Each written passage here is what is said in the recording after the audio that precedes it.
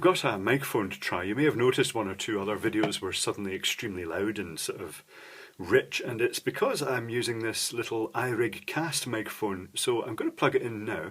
Now it's notable that this is a high and low setting, and I've got it set to high because high is if you're, the low setting is if you're right up against the microphone, but the high is for anything above about 6 inches away from it, or about 150 mil or so.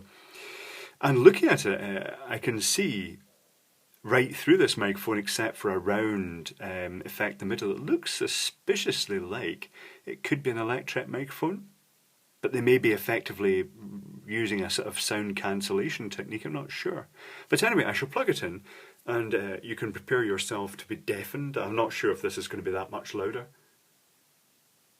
So I'm plugging it in now.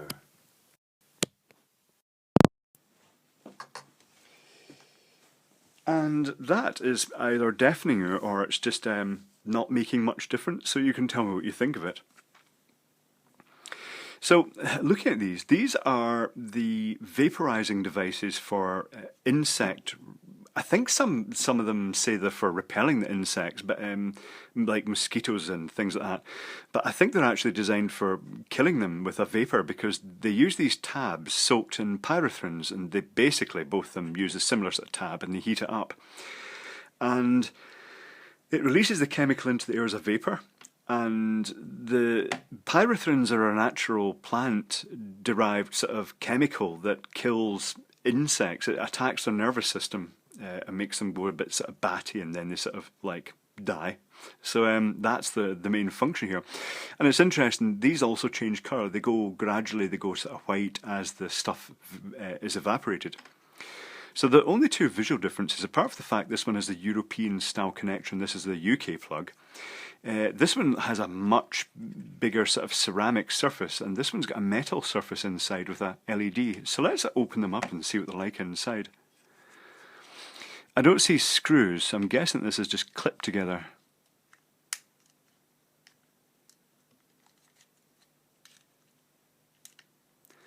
Which it does appear to be parting.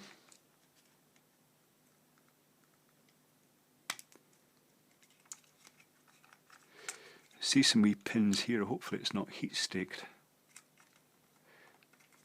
Is it going to part? Yes, it is going to part. Oh, that's quite a chunky thing. It does tally up with what I measured, the 11 kiloohms.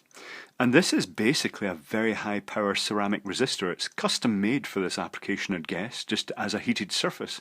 That's quite nice, actually. So let's take a look in the other one, the cheapy one, which I'd guess is held together roughly the same way.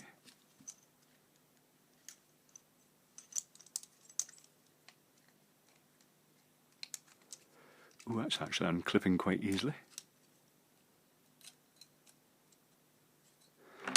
So there's the LED with a resistor. The heated surface has a ceramic resistor tacked onto it quite roughly. They're very rough spot welds. They've actually gone right through. And this sort of bit of metal just sort of clamping it on. A bit tacky, actually. The LED has a resistor in series with it, which is really quite common. In the sense that this thing is passing, I've measured the current and it was passing about 16 milliamps. You wonder why they didn't just use this resistor for the LED. Because you know, it would have passed out enough current to make the LED light quite brightly without the extra component.